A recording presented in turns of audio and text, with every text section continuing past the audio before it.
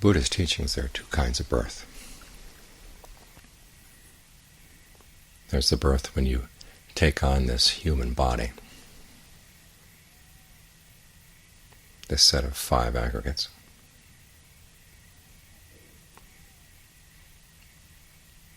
And that kind of birth happens once in a lifetime.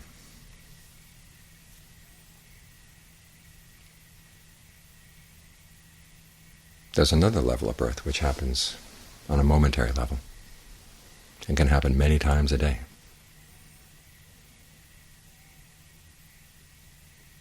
It's when the mind gets tangled up in desire for any of the 5 khandhas.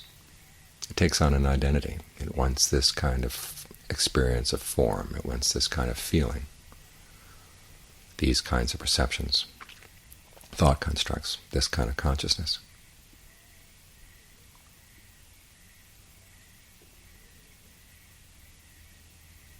We talk of the first kind of birth being auspicious, when you're born into a family that's got material comforts. You have an opportunity to meet with the Dharma.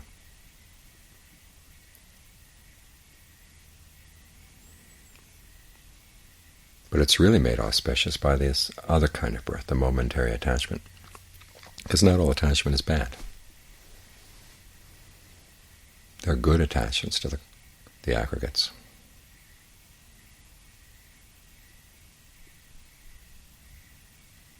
That's when you latch onto the path.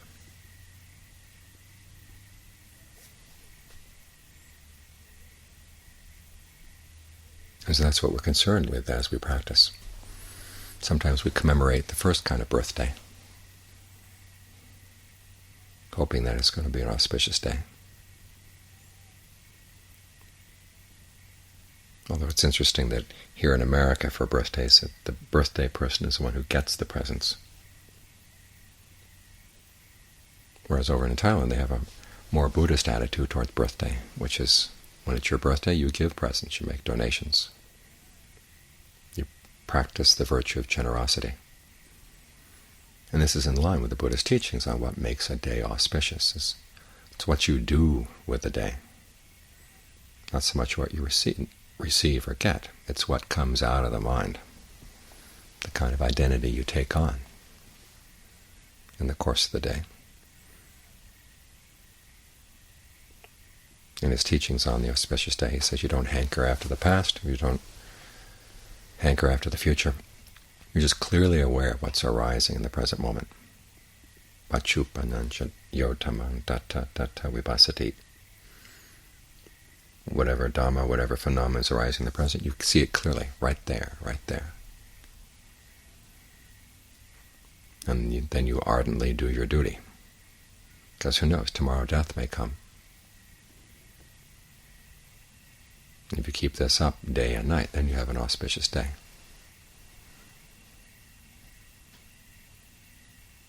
The term duty here relates to the Four Noble Truths. And that's one of the Buddha's purposes in teaching the Four Noble Truths, is that you have different duties depending on what's arising. If there's suffering, the duty is to comprehend it. If there's craving or clinging, the duty is to let it go. As for the cessation of suffering that comes when clinging is abandoned or craving is abandoned, you're to realize that, even on a momentary level. You should try to be very clear that when you let go of a particular craving, the corresponding suffering ends right at that point. It's something we usually miss because we go from one craving to another. We drop one craving so we can pick up another. And then we never see that moment in the crack in between, where the craving is gone and there's a momentary release of suffering.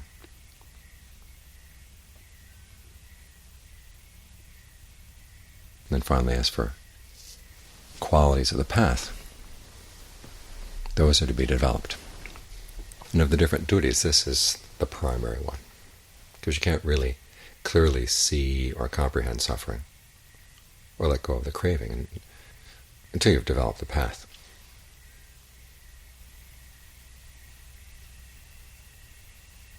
This is something a lot of people miss. I've heard many people start out with the duty of comprehending suffering, and it gets them strung out, because the mind isn't strong enough to keep looking at suffering and stress all day long. It needs the strength that comes from everything from right view, and especially down to right mindfulness and right concentration.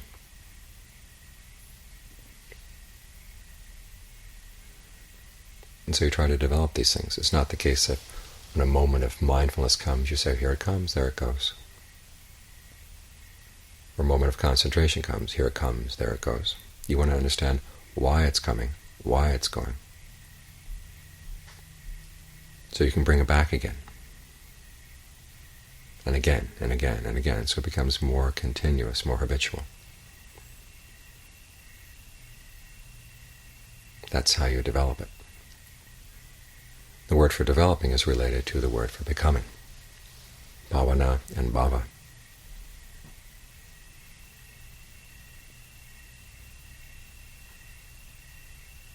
So as we develop these qualities, we are also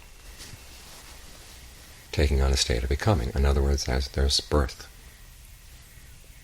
And this is the auspicious birth. In the beginning it may last just a few moments and then disappear. But you do what you can to bring it back and bring it back.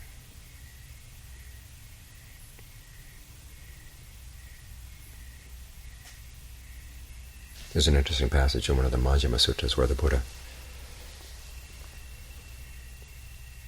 goes over the duties for the Four Noble Truths in slightly different terms.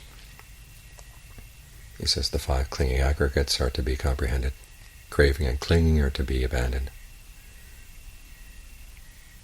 The ending of craving and clinging is to be realized. That's all in line with what he says in the sutta on setting the wheel of Dharma in motion. But then for the fourth one, for developing, he focuses on tranquility and insight, which are the 2 main factors in right concentration.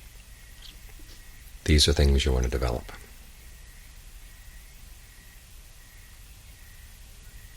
And as John Lee says, it's like your left leg and your right leg. When you walk, you have to lean to the left a little bit, then lean to the right. In other words, sometimes the emphasis will be on developing tranquility, sometimes it will be on developing insight. When you want the mind to be really, really still,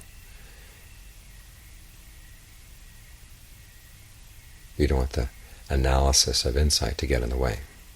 So you focus on just holding on to the breath, holding on to your object of concentration, learning how to relate to it in a way that makes it easier to hold on.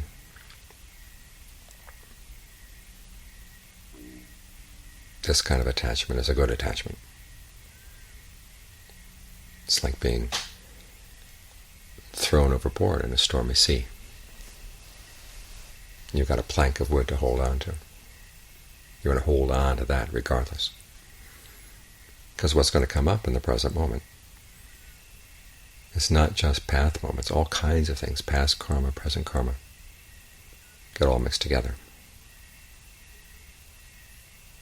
And you want to be clear on the fact that you want to keep your focus on what you're doing right now, what your present karma is, and make sure that that's skillful. Because the other things, whether they're good or bad, are karmically neutral. Painful feelings can come up, pleasurable feelings can come up. Painful emotions, desires. These are like waves coming over you in the sea.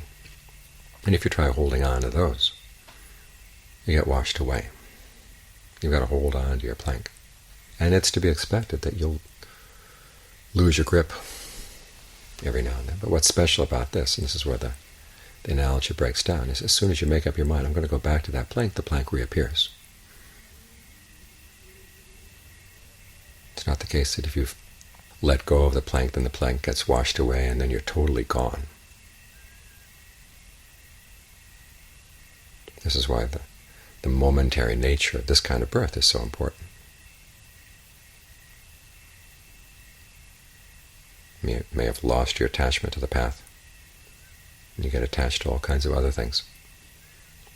But when you come to your senses and realize, I don't want to be here, this is not where I should be, the plank reappears. And it's simply up to you to hold on.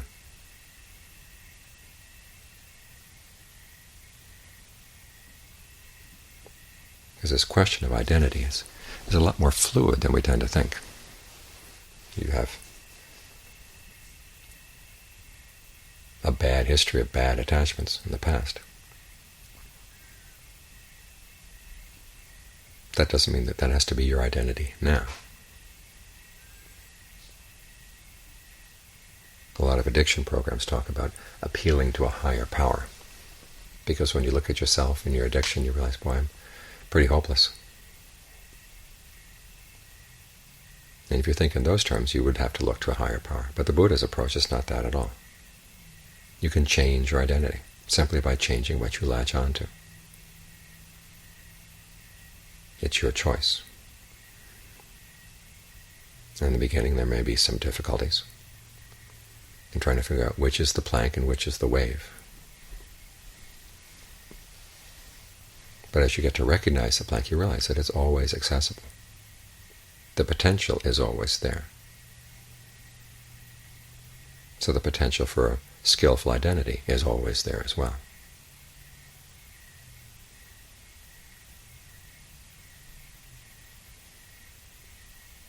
So as you're up sitting late tonight,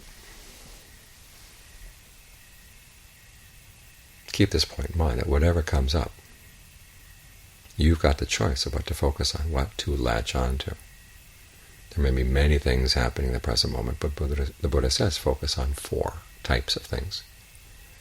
And particularly focus on those factors of the path, getting the mind to be still. Even a moment of stillness, it can be the beginning of longer moments of stillness. So you latch on to that.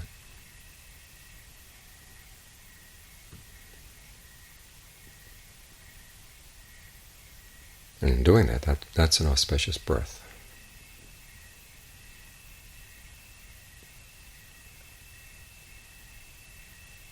And the more continually you learn how to develop those auspicious births, you get closer and closer to the point where the mind finally doesn't need to take birth anymore.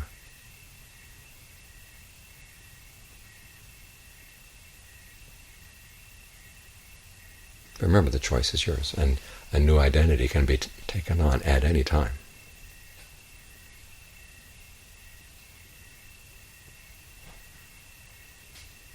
So do your best to make sure it's an auspicious identity, and that every day is an auspicious birthday.